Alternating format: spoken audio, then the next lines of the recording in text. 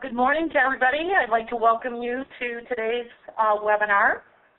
We are very pleased to host the third in our 2011 Merchant Retail webinar series entitled Boosting Q4 eRetail Sales Through Smart Paid Search, Preparing Now to Maximize Your Holiday Sales and Profit. In the next 30 minutes, our panel will be focused on delivering strategic insight on the evolving paid search landscape, and more importantly, offering a series of practical, hands-on tactics and best practices that can help to ensure you increase your sales success this holiday season. Before we begin, let's cover a few housekeeping items. Today's webinar is a 30-minute presentation. Today's webinar is a 30-minute presentation and panel discussion with 30 minutes of interactive Q&A. If you have any technical difficulties, troubleshoot by clicking on the Help button at the bottom of the console, or let us know via the Ask a Question box.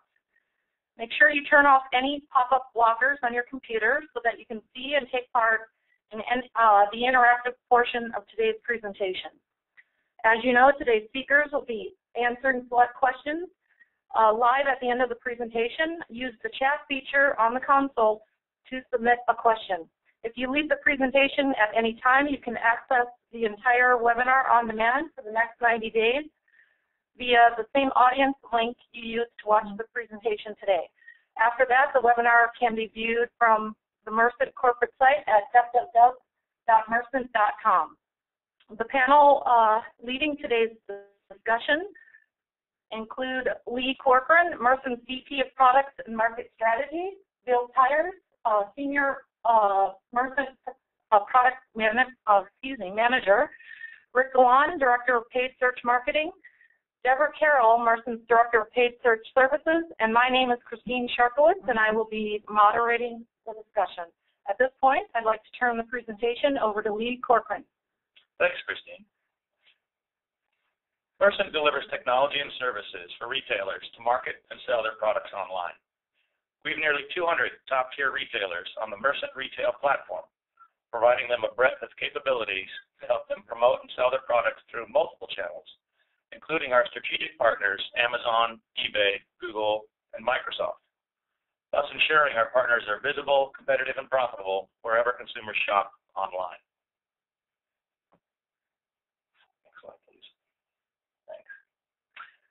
A bit about us.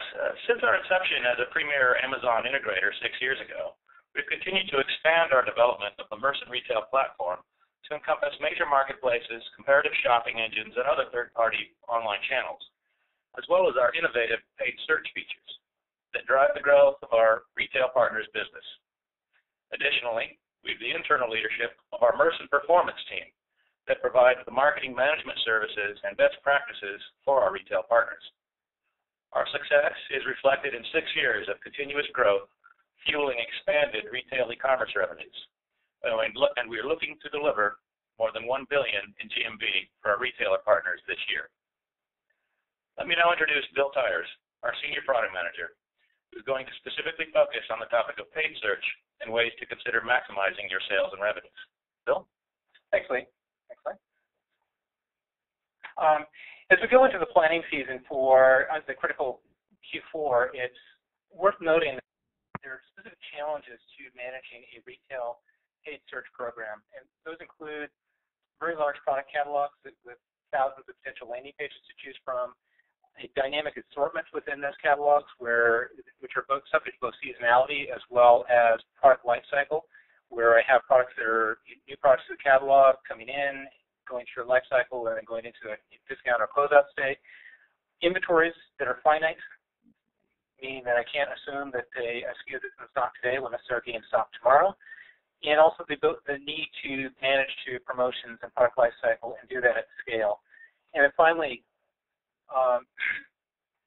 having to manage to products in the catalog that potentially have very variable profit margins. So I really do need to keep in mind what my margin is on a per SKU basis. Fortunately, retailers also have a very good toolbox on their hand, which is actually your product catalog itself. So what we'll cover today is actually tips and techniques for actually using catalog data to drive better efficiencies and performance through your paid search program. Okay. So in SKU, what we're talking about here is actually getting down to SKU sold data and actually being able to use that to manage your paid search. And specifically, we'll go through examples on using paid search to manage your gross profit, using SKU data as a better way of managing your tail terms, having better techniques for setting up and managing promotions, as well as very good tips for negotiating for co-op dollars. So what are we talking about in terms of using SKU data, and what do I need to manage my paid search using product criteria? Well, it's going to start with the standard set of metrics you're most likely using today. These are going to be your traffic and conversion and impressions, ad spend, basically the list of metrics that you're already using and already comfortable with. What you want to add to that, though, is visibility at the SKU level into conversion. So it's not enough to know that a keyword sold N number of units at Y dollars. You really want to get down to which specific SKUs have been sold by which specific keywords, and also being able to get to metadata behind those SKUs. I'll touch on that in a second. And then finally, being able to tie that SKU conversion back to the paid search program in the terms of which keywords, which ads. So one of the challenges you run into with paid search is we don't control what our visitors are doing.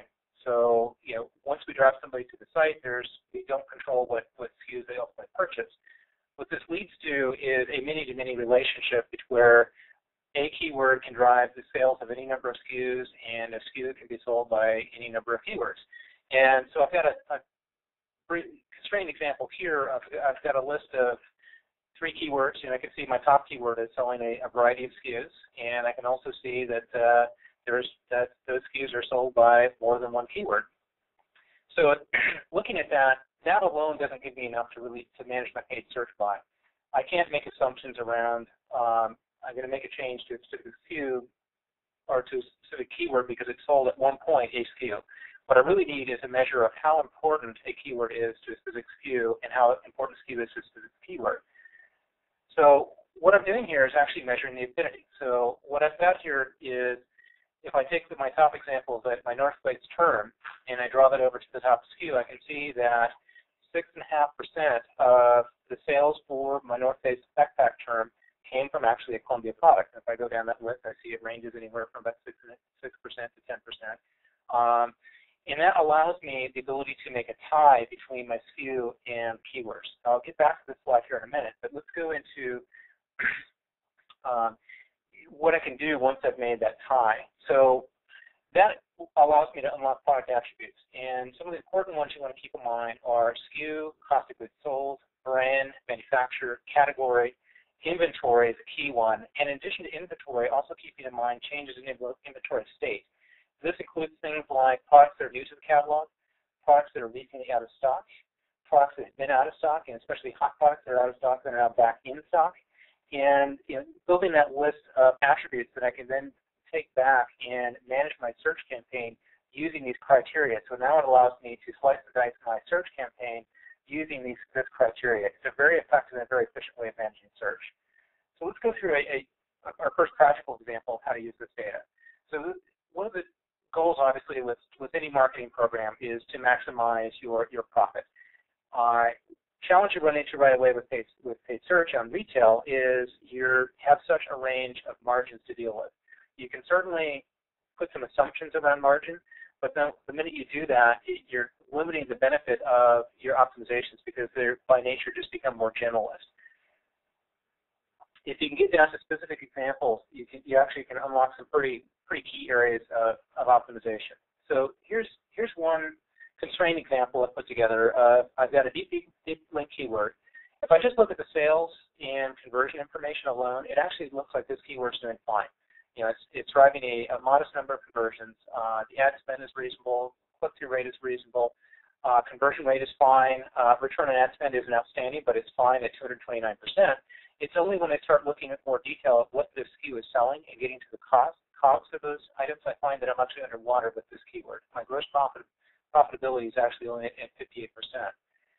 Once I've identified this, I can actually start diving into the product sold and actually understand why. And in this case, this particular item half of what it sells actually are reasonably high margin items. So I'm doing fine there. The problem area is actually the other half of what I sell is actually a lower margin item, where my margin is only sitting at 11%, and this becomes a problem because I'm actually not making enough sales of this SKU to cover the ad spend I'm putting into driving the demand for that SKU. So knowing this, I can actually start going back and making decisions around optimization. Now, in some cases, this may be fine. What I might be looking at is a lost leader, or this may be an item that's on closeout, and it's expected to lose money on it. And as long as I'm driving demand, and that loss is reasonable, then that may be fine. In other cases, what I may find is I'm actually driving an awful lot of traffic to a low margin item, and that's inherently a low margin item. And I may want to make better decisions around, is there a way to send more of that traffic to my high margin items and limit the spend I'm putting into the low margin items? And that may be looking at the ad copy, doing a better job targeting, looking at the landing pages, or finally just reviewing the budget and keyword bid I'm actually making available to this low bid item, so I limit how much I lose promoting these particular SKUs. So thinking through to Q4, let me back up a little bit. What you want to start doing now is start evaluating your campaign structure on a gross profitability level. And what you really want to do now is, if there's optimization opportunities, go ahead and take advantage of it now by all means. The other thing you want to do, though, is baseline your profitability and understand which your campaigns, which keywords, which ads, which ad groups have a higher gross profitability margin, and understand where your headroom is in your campaign structure. So now as you go into Q4 and you're running a lot more promotions, understanding that these are the ad groups that I can go ahead and bid up. I can put more spend into these and still get the return versus the ones that are running a lot leaner gross profit return on ad spend dollars. And I want to limit the additional spend I put into those particular campaigns. Another great opportunity for using catalog data is in the management of tail terms. So we all know the benefit of using a deep tail term, where I have a keyword that is highly relevant to a limited set of SKUs. And because of that high relevance, I have high quality scores, I have low CPC costs, and I have a very high conversion rate. So it's a very cost-effective way at driving conversions. Even better for the retailer is there's an increasing universe of tools and techniques I can use to actually programmatically build out deep link campaigns using my catalog data. So it's a lot less time intensive than it used to be to actually build these terms. Problem that you run into with that is once I've built the term, I have to maintain those terms. And this is for the same reason that these deep link keywords work at all, is because I have that high relevance between the term and the SKU sold, once that SKU is gone and is out of stock, I'm still going to drive the traffic on that keyword, but I'm very unlikely to convert. So what I wind up in a situation where I had what used to be very performant keywords now just driving spend and not giving me any conversion in reverse. The other challenge you run into is your traffic on these terms tend to be rather low volume, so it can be a challenge to actually find these guys. It can take a while, but in aggregate, all this, if you have thousands of terms driving traffic to out-of-stock products where they're not converting, in aggregate, that spend becomes pretty significant, and it really erodes the returns you see on having the deep link terms to begin with.